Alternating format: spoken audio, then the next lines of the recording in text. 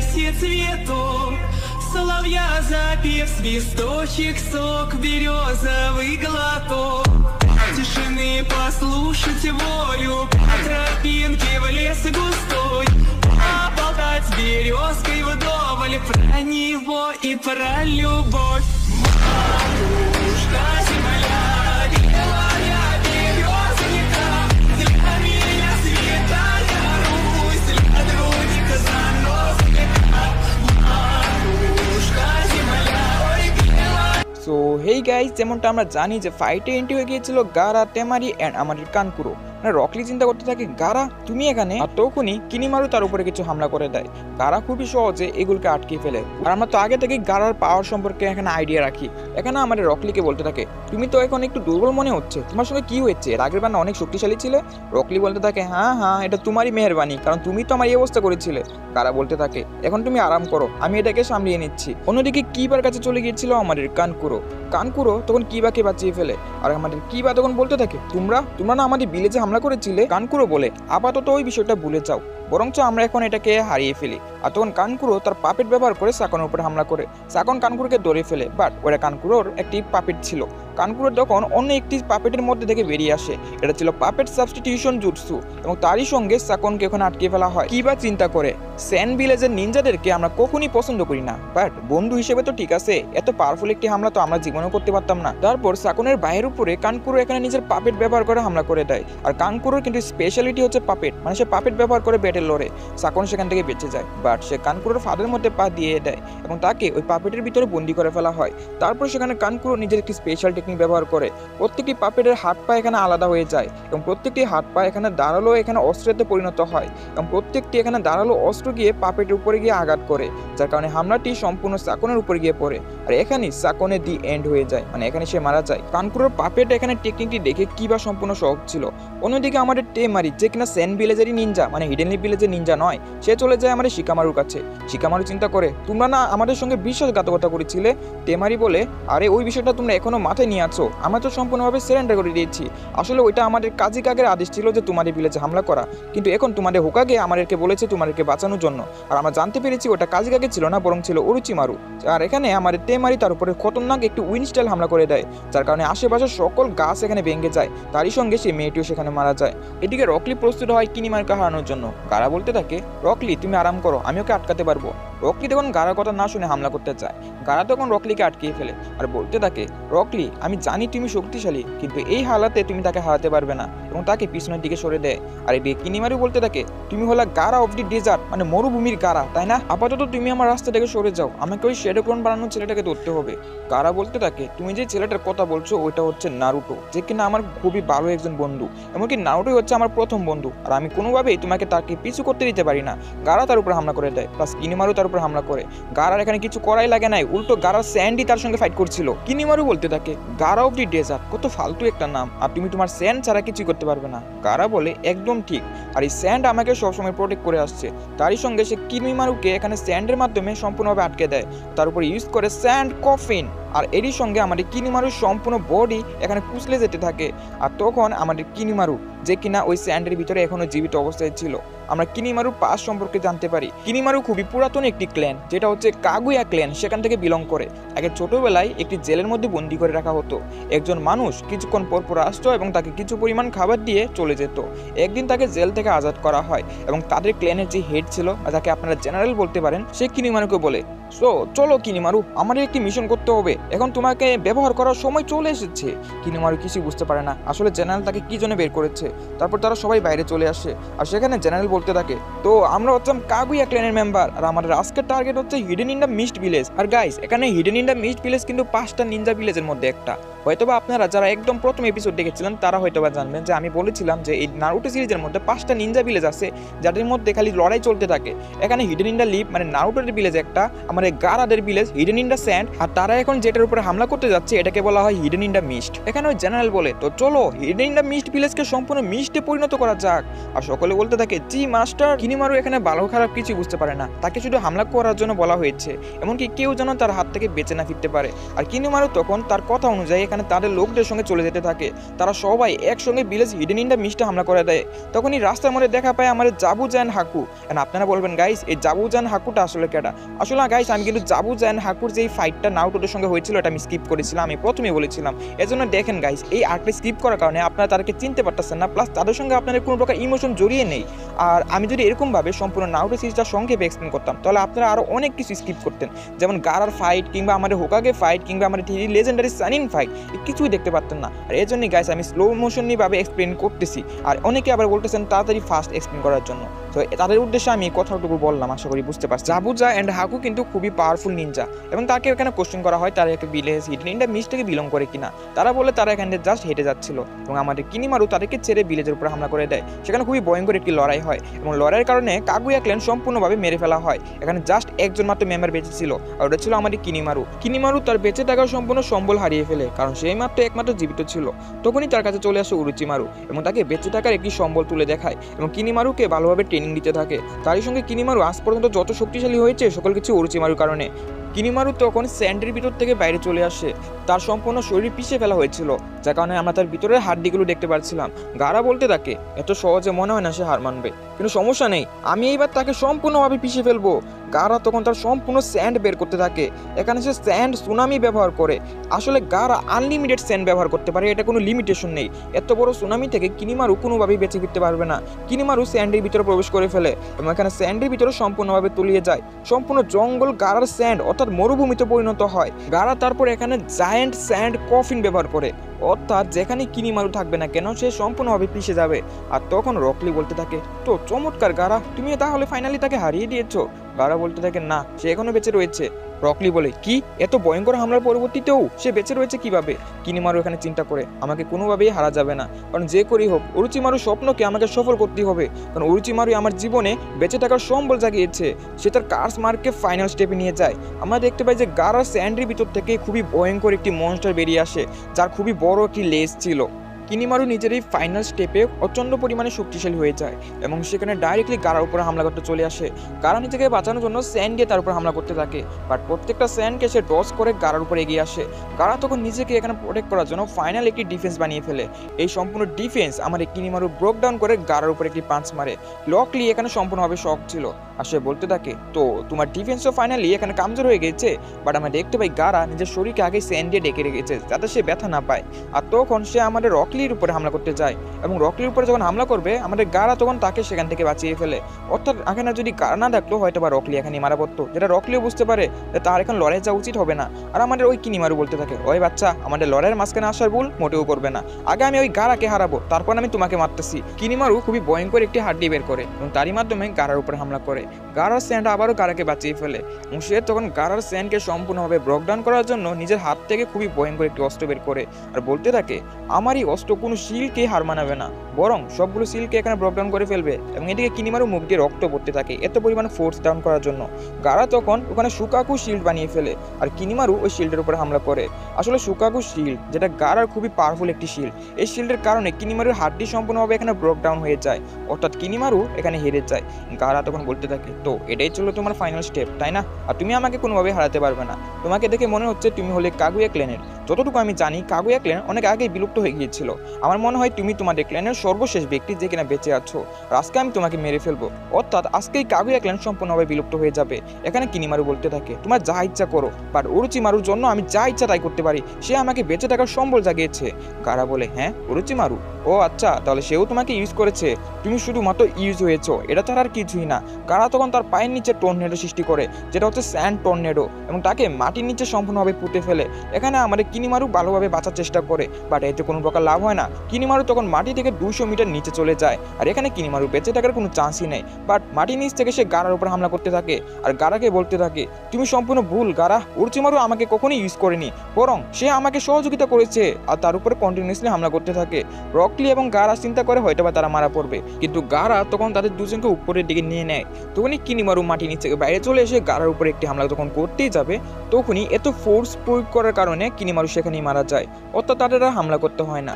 এদিকে আমরা নারুটোকে দেখতে পাই যে কিনা সাসকের পিছু করতে করতে ভ্যালি অফ দ্য এন্ডে চলে যায়। ভ্যালি অফ দি এন্ড এটার সঙ্গে অনেক স্মৃতি জড়িত রয়েছে, যেখানে ফার্স্ট হোকাগে এন্ড আমাদের মাদারা উচিয়া ফাইট করেছিল। আসলে ফার্স্ট হোকাগে এন্ড মাদারা উচিয়াই কিন্তু হিডেন লিপ ভিলেজের সূচনা করেছিল। এখানে নারুটো আমাদের সাসকেকে পিছু করতে করতে কিছু একটি গেনজুৎসুর ভিতরে প্রবেশ করে, সেখানে সে সকলের কথা মনে পড়ে যারা নারুটোকে এতদূর আসতে সহযোগিতা করেছে। এখানে নারুটো হাসিরামা সেনজুর স্ট্যাচুর উপরে দাঁড়িয়েছিল আর সাসকে দাঁড়িয়েছিল মাদারা উচিয়ার স্ট্যাচুর উপরে। আসলে এরা দুজনই এখানে ফাইট করেছিল, যাদের কথা আপনাদেরকে একটু আগে বলেছিলাম, হাসিরামা সেনজু এন্ড মাদারা উচিহা। অর্থাৎ এখানে একজন কিন্তু উচিহা ক্ল্যান থেকে বিলং করে। আর যেটাই হোক, আমরা এখন আমাদের কাহিনীর দিকে চলে যাই। এখানে নারুটো আবারও সাসকেকে ভিলেজে ফিরে যাওয়ার জন্য বলে, বাট সাসকে এখানে তখন পিছনের দিকে ঘুরে দেখে আর বলতে থাকে, তো তুমি নারুটো, আমি জানি তোমাকে এখানে কে পাঠিয়েছে, ওই ইউজলেস সাকুরা, তাই না? আর এই কথা শুনে নারুটো সম্পূর্ণভাবে শক হয়ে যায়। আর এখানে সাসকে বলতে থাকে, তোমাদের সঙ্গে থাকলে আমি দুর্বল হয়ে যাব। আর নারুটো বলতে থাকে, তোমার কি টিম 7 এর কথা মনে নাই? আমরা একসঙ্গে কতগুলো মিশন কমপ্লিট করেছি, এমনকি তুমি অনেকবার আমাকে বাঁচিয়েছো। আর এই কথাগুলো আমাদের নারুটো সাসকেকে বলতে থাকে। সাসকে বলতে থাকে, ওটা যেটাই হোক, তোমাদের সঙ্গে থেকে আমি দুর্বল হয়ে যাচ্ছি।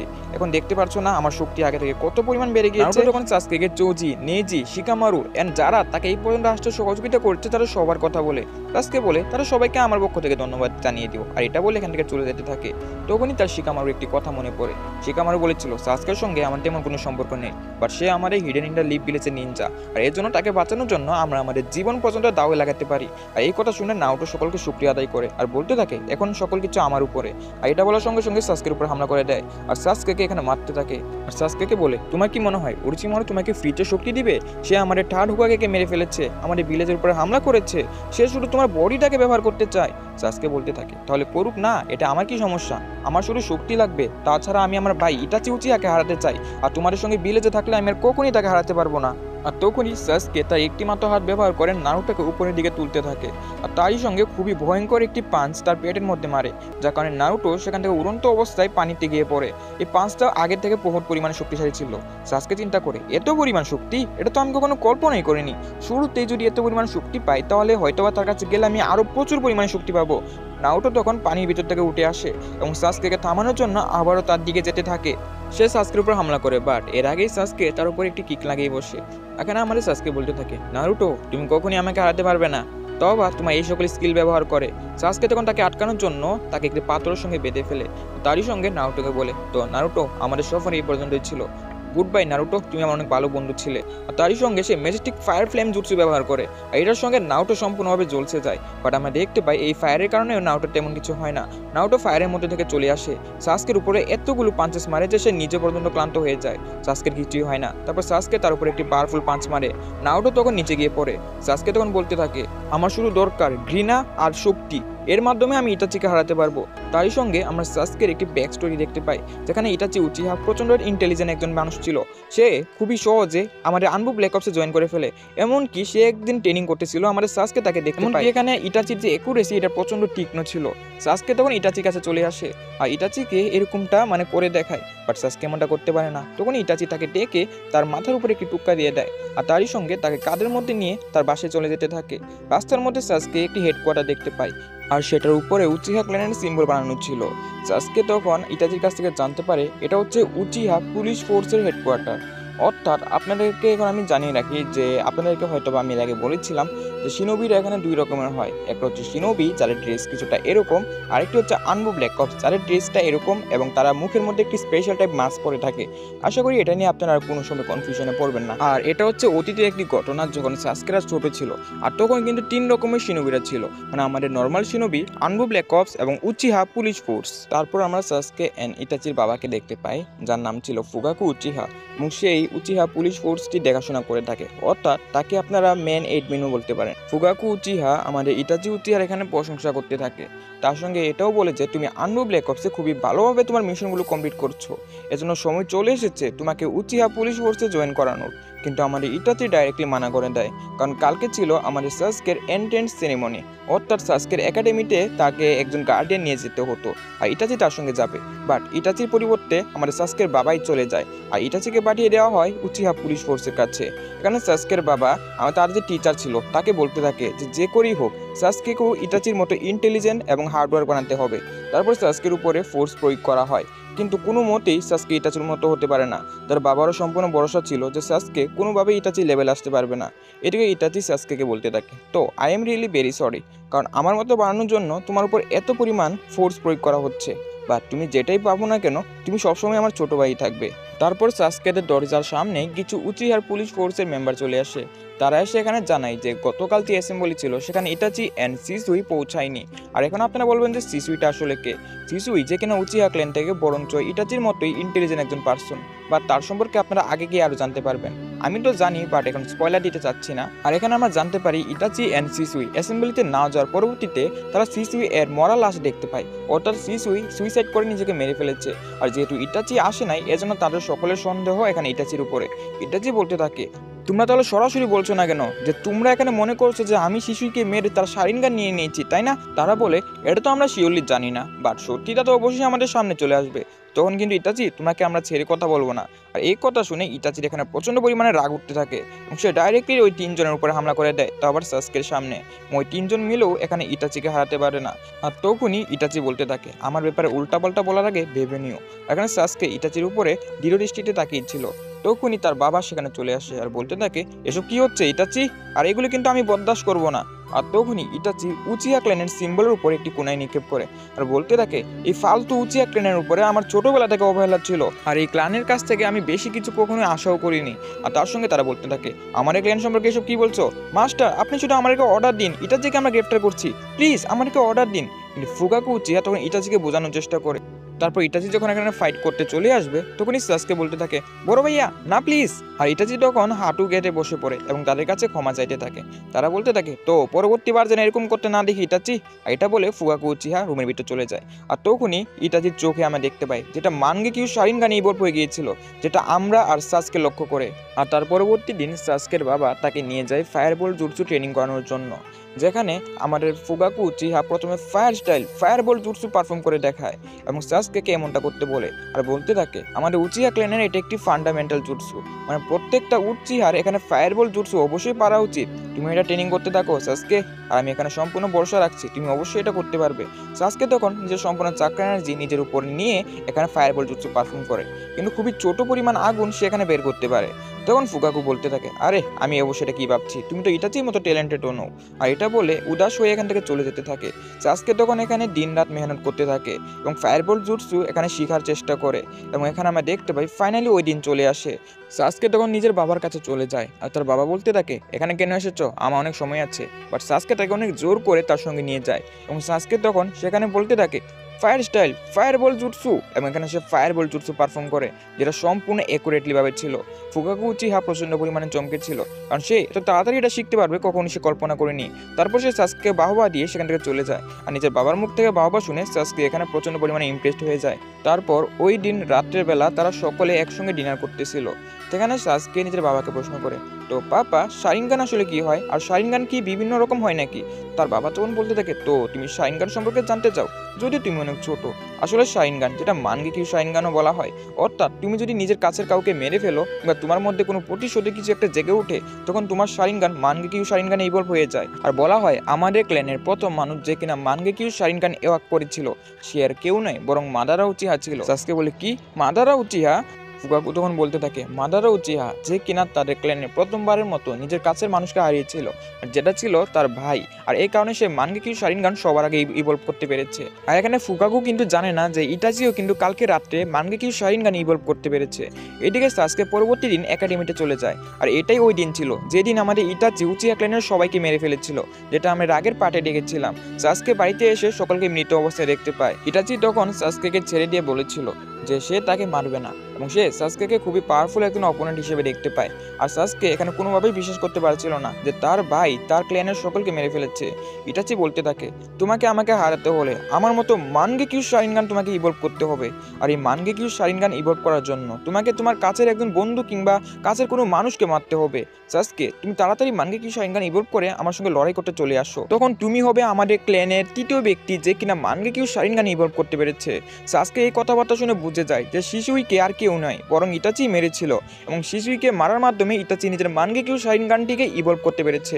আর এই বিষয়টা ছোট্ট সাসকে যখন ইটাচিকে জিজ্ঞাসা করে ইটাচি তখন বলতে থাকে হ্যাঁ আমি শিশুইকে মেরেছি এবং নিজের মানগেকিউ শারিনগানটিকে ইভলভ করেছি। মাদারা উচিহার পর আমি সর্বপ্রথম এটাকে এওয়াক করতে পারলাম। তো এখন তোমার পালা সাসকে। আর এই সকল কথাবার্তা শুনে সাসকে কোমায় চলে যায়। পরবর্তী দিন সাসকের ঘুম ভাঙে এবং সে দুজন নার্সের কাছ থেকে জানতে পারে উচিহা ইনসিডেন্টের কথা।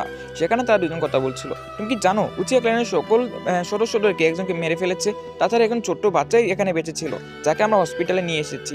এই সকল কথাবার্তা শুনে সাসকে সম্পূর্ণভাবে বুঝে যায় যে কোনো কিছু স্বপ্নে ছিল না, পুরোটাই ছিল বাস্তব। এবং সে এটা শুনে তাড়াতাড়ি তাদের উচিহা ক্ল্যানের ওখানে চলে যায় যেটা সম্পূর্ণভাবে সিল করে ফেলা হয়েছিল। সাসকে এখানে জানে যে এখানে কেউই জীবিত নেই, তবুও সে তাদের বাসায় চলে যায়। তাদের সম্পূর্ণ ক্লান এখানে সম্পূর্ণভাবে নিঃশেষ হয়ে যায়। সাসকে খুবই দুঃখী অবস্থায় তাদের বাসায় চলে যায় যেখানে সে তার মা কিংবা বাবা কাউকে দেখতে পায় না। তখন সাসকে আরো ভিতরের দিকে যেতে থাকে এবং সে তখন কিছু একটি পড়ার শব্দ পায়। কিন্তু সাসকে যখন প্রচন্ড উৎসাহ নিয়ে সেখানে যেতে থাকে তখন আমরা দেখতে পাই জাস্ট সেটা একটা ছোট্ট বিড়াল ছিল, অর্থাৎ সেখানে কেউই ছিল না। সাসকের সম্পূর্ণ জীবন এখান থেকে অন্য একটি মোড়ে চলে যায়, অর্থাৎ ইটাচির কারণে সাসকে সম্পূর্ণ একা হয়ে গিয়েছে। এবং তারপর থেকে সাসকে নিজের নতুন ফর্মে চলে যায় যেখানে সে কারোর সঙ্গে বেশি কথা বলতো না এবং নিজের একাডেমিতে ভালো করে মনোযোগ দিতে থাকে, যাতে করে সে এত পরিমাণ পাওয়ারফুল হয়ে যায় যেন ইটাচির কাছ থেকে প্রতিশোধ নিতে পারে। ক্লাস শেষে একটি নদীর কিনারায় সে চলে যেত যেখানে সে ফায়ার স্টাইল জুটসু শিখেছিল। সেখানে সে পাথর নিক্ষেপ করার সঙ্গে সঙ্গে ইটাচির একটি ছবি দেখতে পায় এবং সেটার উপরে নিজের এখানে রাগ শেষ করার জন্য সেটার উপরে ঝাঁপিয়ে পড়ে আর বলতে থাকে ইটাচি উচিহা তুমি আমার লাইফটাকে সম্পূর্ণ শেষ করে দিয়েছো। এবং পানি যত নিচে সম্ভব সে এত নিচে চলে যায়। আর তারই সঙ্গে আমাদের ফ্ল্যাশব্যাকটি গাইস এখানেই শেষ হয়ে যায়। আমরা এখানে রিয়েল সাসকে এর নারুটোকে দেখতে পাই। এখানে নারুটো চিন্তা করে সাসকে তুমি না আমার কত ভালো বন্ধু, তাছাড়া আমরা একসঙ্গে কতগুলো মিশন করেছি, তাহলে তুমি কেন আমাকে এখানে মারতে চাও? তাছাড়া আমরা এখানে লড়াই বা কেন করছি? সাসকে বলে নারুটো হ্যাঁ তুমি ঠিকই বলেছো, তুমি আমার সবচেয়ে ভালো ফ্রেন্ড। আর তখন সাসকে নিজের শারিনগান এওয়াক করে ফেলে, অর্থাৎ সে এখন নারুটোকে মেরে ফেলবে। আর সাসকে তখন বলতে থাকে তো আমরা লড়াই কেন করছি তাই না, তুমি আমার ভালো ফ্রেন্ড আর এর জন্যই তো আমি তোমাকে মারতে চাই। তোমাকে মারার মাধ্যমে আমি আমার মানগেকিউ শারিনগানকে ইভলভ করতে পারবো। আর এটা বলার সঙ্গে সঙ্গে দুজন একে অপরকে পাঞ্চ মারে এবং সাসকের পাঞ্চ এখানে বেশি পরিমাণ পাওয়ারফুল ছিল। সাসকে বলতে থাকে নারুটো এটা এখানে পারফেক্ট সুযোগ, এখানে সাকুরাও নেই, তাছাড়া কাকাশিও নেই, এটাই দেখার বিষয় আমাদের দুজনের মধ্যে থেকে কে বেশি শক্তিশালী। এবং নারুটোকে নিচে ফেলে দেয়। তারপর সাসকে এখানে অ্যাক্টিভেট করে চিডোরি এন্ড লাইটিং স্টাইল এখানে চিডোরি চলে আসে। তো তোমাকে এখন শিক্ষা দিতেই হবে সাসকে, শ্যাডো ক্লোন জুৎসু রাসেনগান।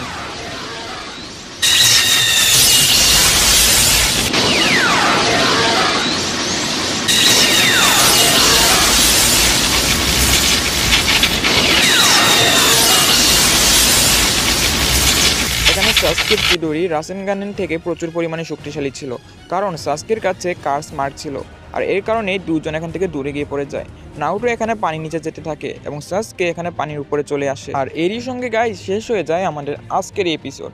যদি ভালো লাগে অবশ্যই চ্যানেলে নতুন হলে সাবস্ক্রাইব করে আমাদের সঙ্গে থাকতে পারেন। আর এরকম জুৎসু সাউন্ড ইফেক্টটি আমরা এড করে ভিডিও বানাবো কিনা এটাও কিন্তু কমেন্ট সেকশনে জানাতে পারেন। যদি আপনারা জুৎসু সাউন্ড ইফেক্টের সঙ্গে ভিডিও চান তাহলে এই ভিডিওতে 500 লাইক কমপ্লিট করতে হবে। আমি জানি এটা ইম্পসিবল, কারণ ইম্পসিবল বলি এটা দিছি যাতে এটা কমপ্লিট না হয়।